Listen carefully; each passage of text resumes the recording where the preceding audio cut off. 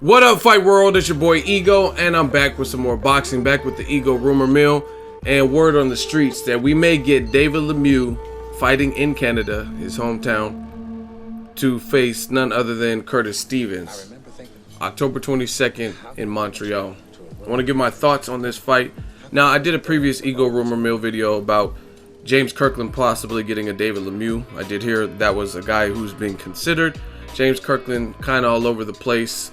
He's coming off a knockout loss. They say he may also get, the other rumor mill was that James Kirkland may face Miguel Cotto at 54, which for him probably makes more sense. Cotto's a bigger name, and he wouldn't have to travel up 6 more pounds. Not that he couldn't, but coming off the brutal Canelo knockout, I don't know if traveling up 6 pounds to fight not necessarily a better boxer, but a bigger hitter in David Lemieux at middleweight. You know what I mean? When you could fight someone who's smaller than you in Miguel Cotto, who has a bigger name, and you know what I mean? I'm sure that would be a decent size fight. I don't know if it's pay-per-view worthy. However, Curtis Stevens, David Lemieux, I love it. I think it's a good fight. It's a fight that me personally in videos, even on my website, I wrote an article when David Lemieux missed weight versus James De La Rosa. I was like, kind of why would he fight De La Rosa? Same thing with Glenn Tapia. Glenn Tapia is big, he's in shape, but he was off of a year-plus layoff, and he was inactive. He was coming off a brutal knockout where he got stopped by Michel Soro. Before that, he got stopped by James Kirkland in recent memory before that fight. So, to me, Lemieux looked great in that fight. I thought he looked really sharp. He got his bearings back after his Gennady Golovkin loss. However, that was a 54-pounder moving up to 160. And he was off a long loss and a knockout loss. So that's not as telling to me. That doesn't stipulate that he can beat the other best middleweights not named Gennady Golovkin, the Danny Jacobs and guys like that, Billy Joe Saunders, because that was, again, a 54-pounder coming up to 60 off of a loss and long layoff. But Curtis Stevens, that's a good fight. That's a real good fight. Both guys have momentum, shifting power, game-changing power, whatever you want to call it. Both guys appear hungry. Both guys, in fact, fought on the same card in their very last fight. They both fought on the Canelo was born ready versus Amir Khan undercard at the T-Mobile Arena in the first boxing event at that venue. And they both look good, and they both stopped their opponents. Glenn Tapia got stopped, and Patrick Teixeira was stopped, who was an undefeated prospect with Golden Boy, and he was bigger than Curtis Stevens. I guess he had punching power. I hadn't really seen much of him, but he was the prospect that was kind of being pushed, and it was a Golden Boy card. Curtis Stevens pulled the upset, stopped him, I want to say in 2. He looked good in that fight. He hurt him.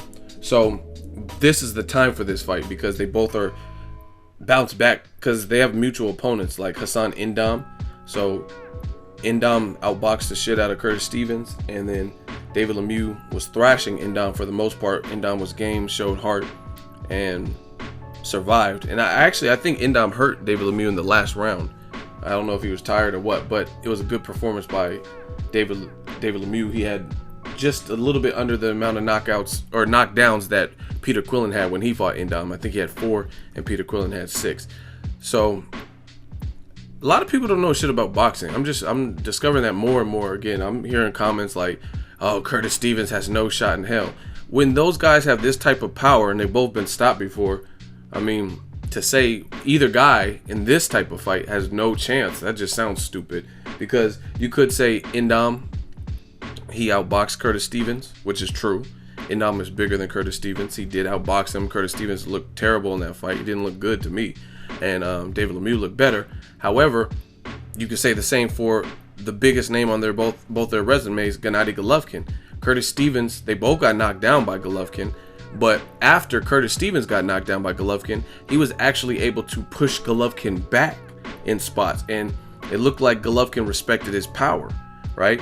And when Golovkin fought David Lemieux, he was just chopping him up. He controlled him with the jab, and it was super one-sided, where there was not even really spots of rounds that David Lemieux was winning. It was like he was almost fearful to let his offense go. So triangle theories really don't work in boxing, but to me, both guys are a live dog. David Lemieux might be the favorite opening up because it would be in his backyard. He's the taller fighter, maybe considered the bigger puncher, but I wouldn't sleep on Curtis Stevens at all, because I've seen some things in that Golovkin fight that tells me about him. They both have experience, like good amount of experience at this point now, facing some pretty good names. They both fought Gabe Rosado. The difference is Curtis Stevens fought him in the BKB, and I thought he won that fight. They said it was a draw or whatever it was. And David Lemieux fought him in boxing. So that's like 3 mutual opponents. I would love to see this fight. Hopefully it comes off October 22nd in Montreal. I think they both look good in their last fight, and it just makes for an action-packed fight where someone's probably going to sleep. Z's.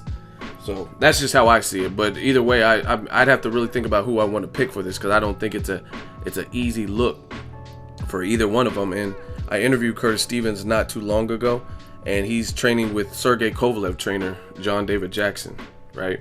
And I really respect and like John David Jackson.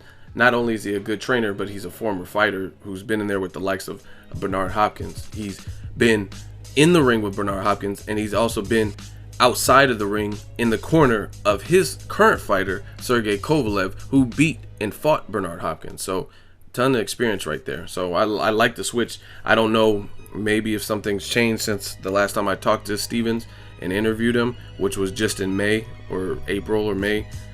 But last time I heard, he was working with John David Jackson, and it produced good results on the Canelo Khan undercard versus Patrick Teixeira. So I don't know why he would not work with him anymore. You know what I mean? Like switch trainers again. So that's just my opinion. Good fight.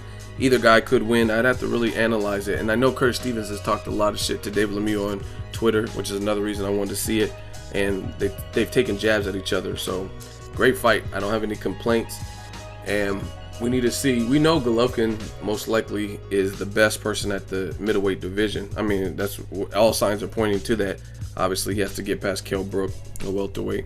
But we need to see who's just a level below it. You know what I mean? Danny Jacobs, Billy Joe Saunders, they need to fight fights like this with Lemieux and Curtis Stevens, and that would be good. You know what I mean? If the winners of those 2 fights, let's say Danny Jacobs fought Billy Joe Saunders, right? And then the winner of that fights the winner of Lemieux Stevens, right? And if after that they fought, then that person gets a Golovkin fight. So Danny Jacobs, Billy Joe Saunders, Stevens, or Lemieux rematch Golovkin. I think that sounds great. Let me know what you guys think. Drop it in the comment section. Make sure you like my video as always. Hate, comment, and subscribe. Till next video is Ego signing off. So if you enjoyed this video and want more content like this on the channel, you can show your appreciation by going to the PayPal donate button or the YouTube support button. And you can donate any amount that you feel is equivalent to the value of this video. Much more to come. Thank you guys for your support. Boxing Ego, the future of boxing.